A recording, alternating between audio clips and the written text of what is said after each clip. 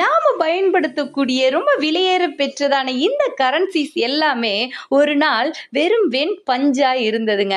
அததான் ஷீட்ஸா பேப்பர்ஸ் மாதிரி ஆக்கிட்டு அதுல சில நிறமிகளை சேர்த்து வண்ணமேற்றி அதற்கு சில வேல்யூஸை கொடுத்து சில டிசைன்ஸ் போட்டு அதை எல்லாரும் பிரயோஜனமாய் வைத்து மகிழக்கூடிய பிரயோஜனமான ஒரு பொருளாக கரன்சியா நம்ம கைகள்ல ரொம்ப வேல்யூபிளான ஒரு விஷயமா தவழ்கிறது இல்ல.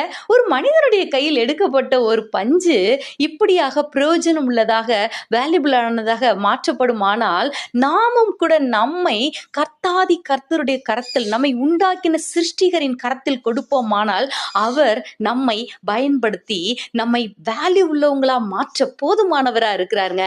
எஸ், ஆண்டவர் சொல்றாரு, என் கரத்தின் நிழலினால் உன்னை மறைக்கிறேன்னு சொல்லிட்டு அந்த கர்த்தருடைய பராக்கிரமம் செய்யக்கூடிய அந்த அல்மைட்டி காடோட கைக்குள்ள நம்மை சரண்டர் பண்ணும்போது நம் வாழ்க்கை கூட ரொம்ப வேல்யூபிளா மாறும். கர்த்தருடைய பலத்தை கைக்குள் அடங்கி இருங்கன்னு சொல்லிட்டு வேதம் சொல்கிறது.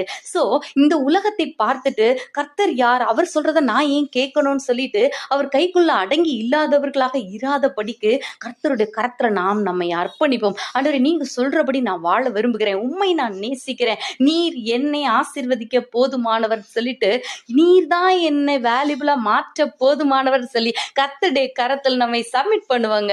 சோ நாம் அலங்காரமான கிரீடமாகவும் ராஜ்ய முடியாகவும் ரொம்ப முக்கியமான பிரஷியஸ் ஆனவங்களாக நம்மை மாற்ற கர்த்தர் போதுமானவராக இருக்கிறார்.